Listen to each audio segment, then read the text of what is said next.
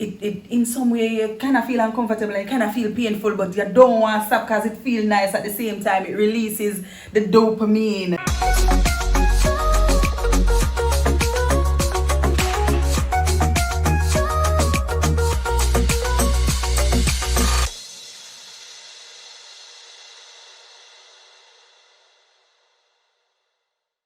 Hello. Hi, everyone. Did you miss us? Yes, of course you did. Why wouldn't you? Well, here we are. Yes. Anyways, what we're talking about today, Saki? Pleasure and pain. Mm. And of course, sex. Of course. Of course. So we want to look at how pleasure and pain overlap, or how pleasure and pain interact with sex. And you had said something about the thin line Yes, there pleasure is and indeed a thin line between between pain. pleasure So we're and going to pain. try and, delve into that and see if there really is a thin line between the two P's. Not the P that you're thinking about, but the two P's. That's included. It's true. Anyway, so I'll be looking at the pleasure part of sex, and yeah, let's get into it.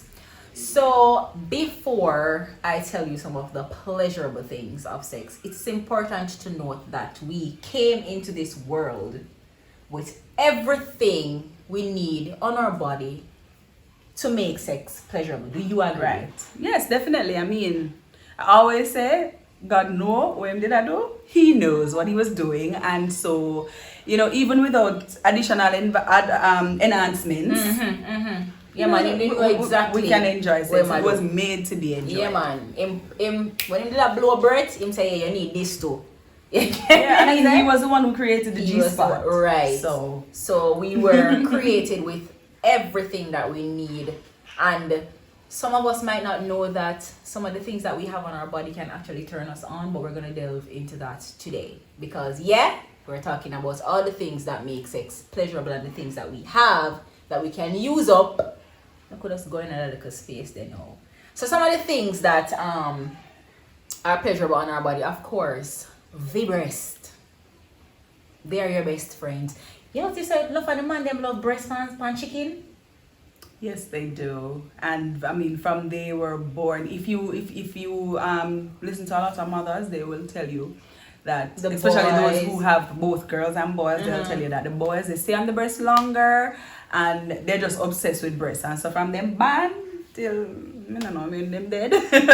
Yeah. Men love breasts. Love the breast. The breast, and I mean it's probably different places that you touch for different females. Like maybe for some persons it's the nipples. Yeah. For some it's the whole breast itself that you want to massage and stuff like that. And it's the way in which you do it too, Right.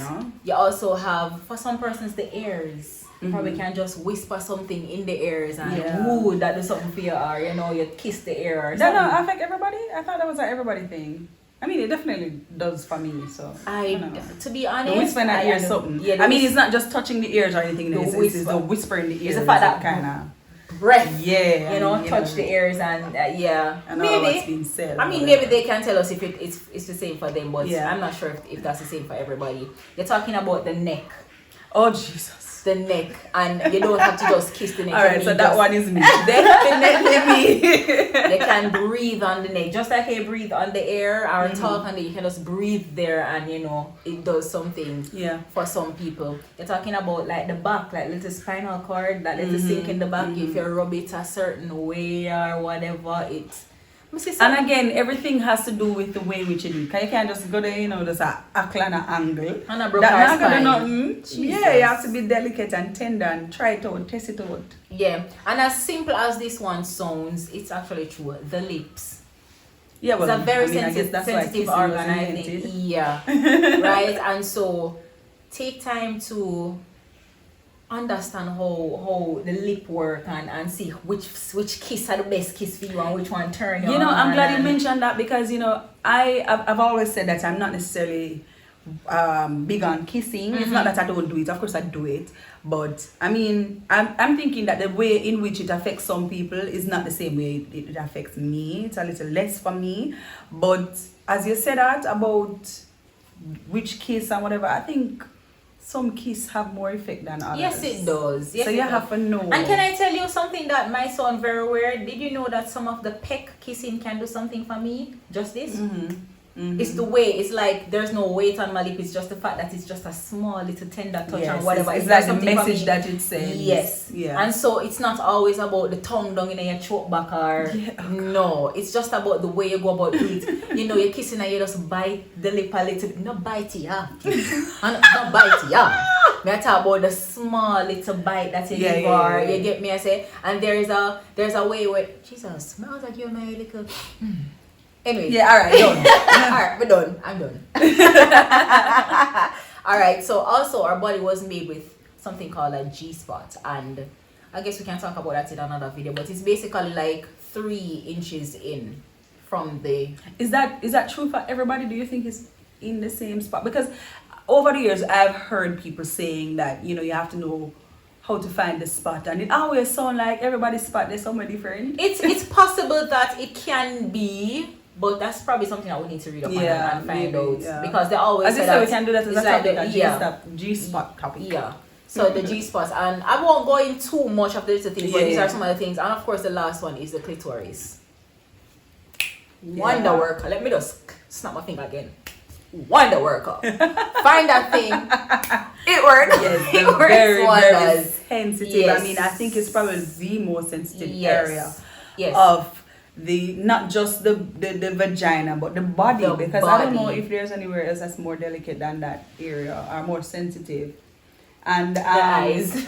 Yeah, or maybe just the right. But in terms of sex, it's the most sensitive part of the body. And that is true not only for pleasure but also for pain. For pain, yeah. And the thin line, like you said. Yes. So the same thing that can make you reach cloud 9 and heaven doorstep can hurt you. Yeah, man. Can make you feel so much pain. So you know, we have to know. We keep saying, you have to know how to do it. Know what you're doing. I mean, if it's your first time, or certain things are your first time trying out, I mean, you know, take your time, ease into certain things. You don't want to just run in, because, and I'm saying this because a lot of times, especially men, you know, men are masculine and they're a little bit rougher than women. But when it comes on to when it comes on to sex, you have to sometimes be very gentle. And it doesn't mean that you're wussy or because right there, so you're showing your skills.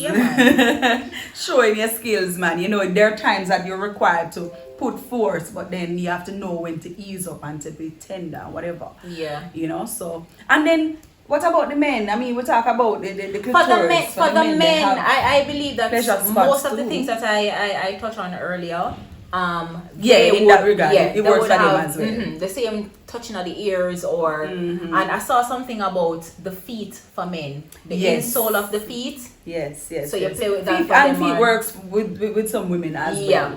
For the women, it's the most like the toes and you know, stuff like that. So it's the same thing that works for men, but also it's not just the body parts alone that creates pleasure.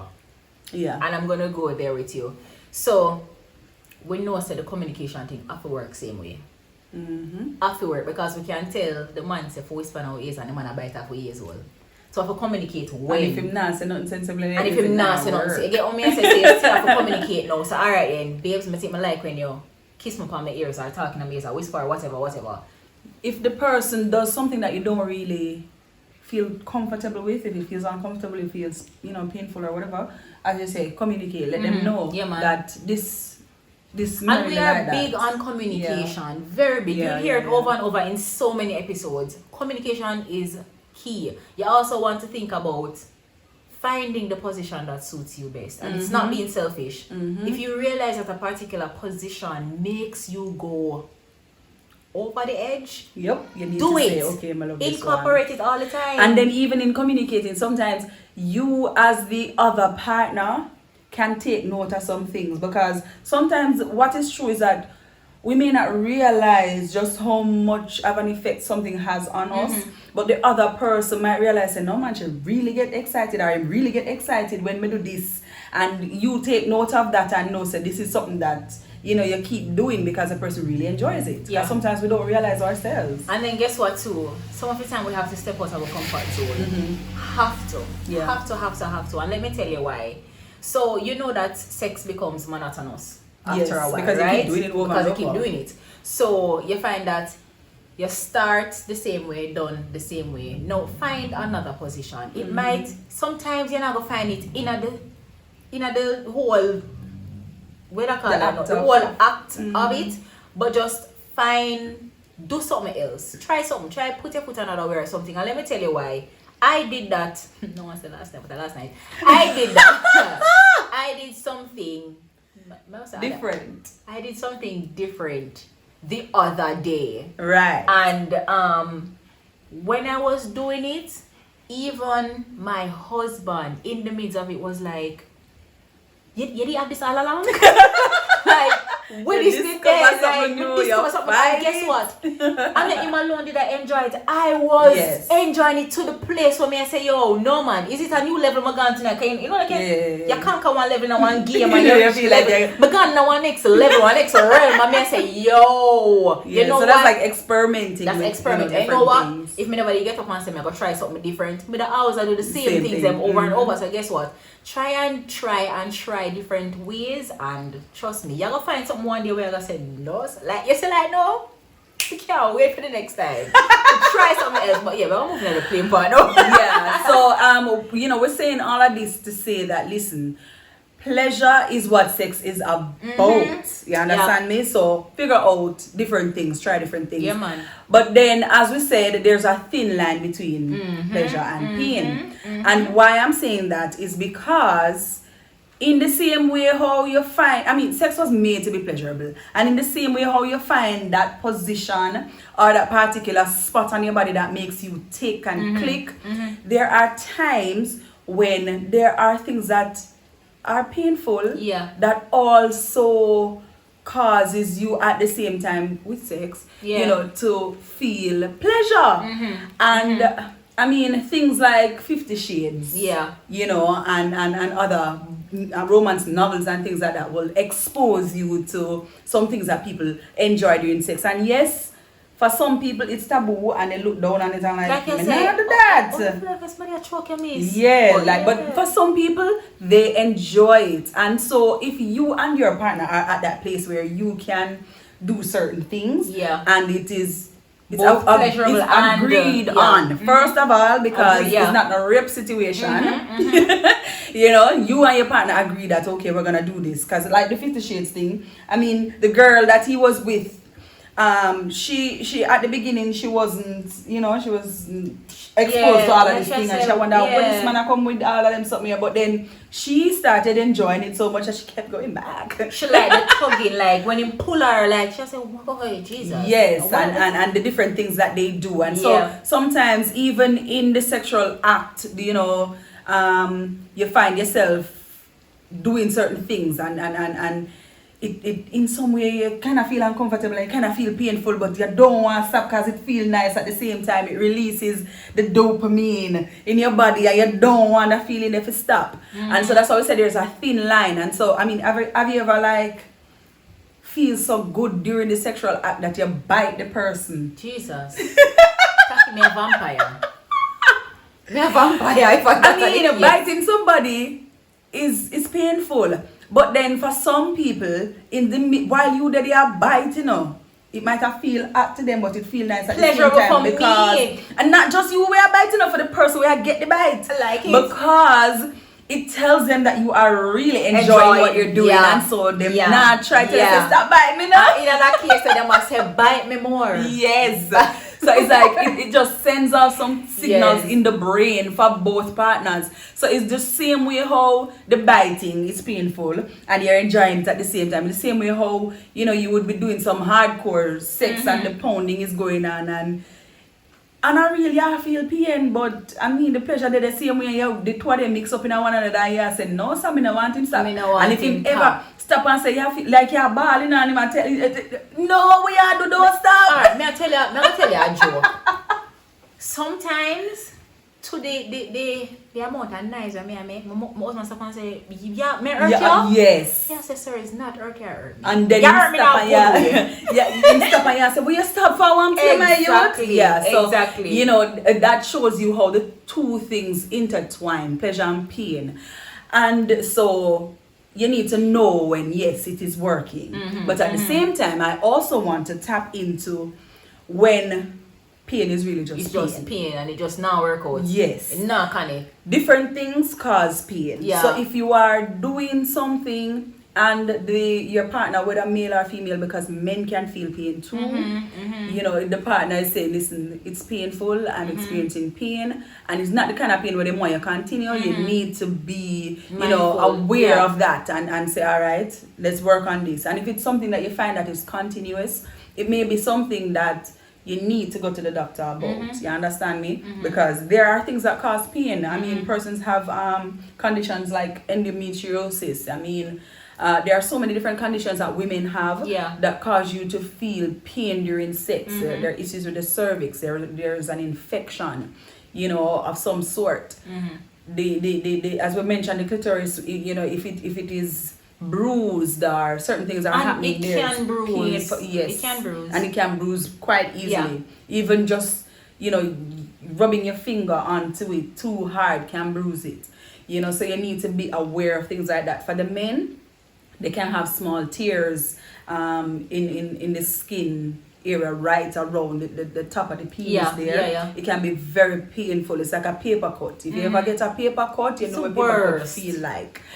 So, you know, we need to be mindful of that and not get upset when the person is saying, okay, I'm in pain and I we can't need to stop do this or whatever. You know, you don't get upset like that. You need to, as I said, if it's something that's continuous, you check it out to see what's going on in your body, because you're not supposed to feel uncomfortable pain during sex.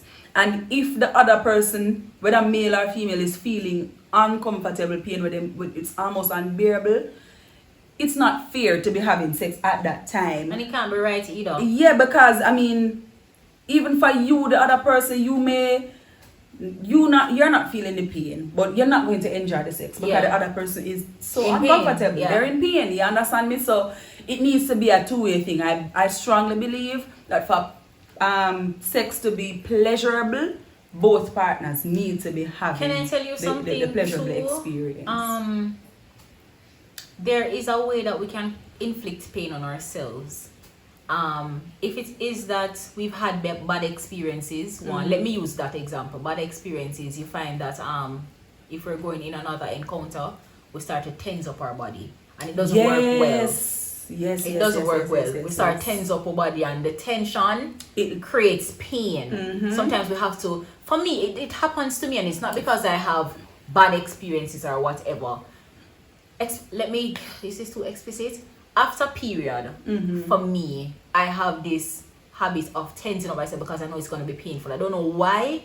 After you come off your period, sex is painful. You know, things happen inside your body because of the way our bodies operate. We may not know the scientific terms for it and whatever. Where our bodies operate, you know, certain things happen. Right. And so it's like your body renew, and say you almost go back to virgin state. When you know you're gonna be penetrated again, it's gonna be kind of painful. And so for me, whenever I'm going back into the act of sex after coming off my period, I find myself tensing up myself because I know the burn that is coming with it. I know the pain that is coming with it. And what I have to do nowadays is take deep breaths, and I try to do it as when the penis is entering, I try to do it at the same time. So as I take, it's just like when you visit your OB/GYN. Yeah, and they're going to insert is it the speculum name? Yeah. They're going to insert that little thing there. They tell you to take a deep breath.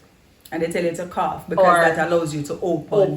You know. So I try to do that, and I find that it works for me. So if you're having that same issue where you're tensing up your body, you could try either taking a deep breath or cough. Yeah, because you see, as you mentioned that, you know, that is so true, because you know what came to my mind? and that is why it's good to do foreplay before sex. You don't want to just go and just try to penetrate, because foreplay helps your body, especially for women, to produce the liquids that are needed to lubricate your area. And because I'm telling you, if you are not in the mood for sex, you're not turned on, and none of those things are not done, and you are penetrating. May I tell you, love, you're locked down. And for me, I'm telling you, it feels like no opening, no dead, no space, no dead, nothing can enter. Yeah. And as you said, it is very painful. You know, so we need to be aware of things like these. And another thing too, especially for those women who are working with some, what do I call that now? Some large size penises. Me never find another word to describe it. But if you know that the penis that you're working with is one of those on the bigger side of the scale, you need to figure out how best to work with it, because it can be quite pleasurable and damaging, but it can be deadly at the same time. You know, so you need to know. I mean, as I said that, I remember hearing 2 separate stories where the women, you know, never had sex before marriage, and then they go and see the size of the penis, and then run like a legit run around the bed. The man affair run them down. And of course, after a while, those same women will say, listen, they've gotten used to it. They know how to work with it. They know what to do. And so it's for you to go and find out how to work with the instrument that you're using. Yeah. You know, so that the pleasure is pleasure, and not necessarily the pain that is pain. You understand me? So yeah, that's what I want to say to you about the pains. Just check it out, work it out, try new things. I mean, yeah, my friend over here always telling you about the different sex toys and stuff that you need to go try to help. We didn't say too that separate and apart from the things that comes with our body, of course we have things to enhance. You wanna and you know the enhancers. Do they really? You know it. I'll put them in the description. Alright, thank you so much for watching, guys. Yes, thank you. I hope, you know, all of what we shared was helpful to somebody, because I mean, sometimes we assume that people know, but there are things that sometimes we are not aware of. And as usual, if you have something you want to ask us, something else that you're wondering about, feel free to ask. If we don't know, we'll find out as much as we can and share it with you. If you're here for the first time, please hit that subscribe button, like, share, comment. Thank you so much for watching, and see you in our next episode.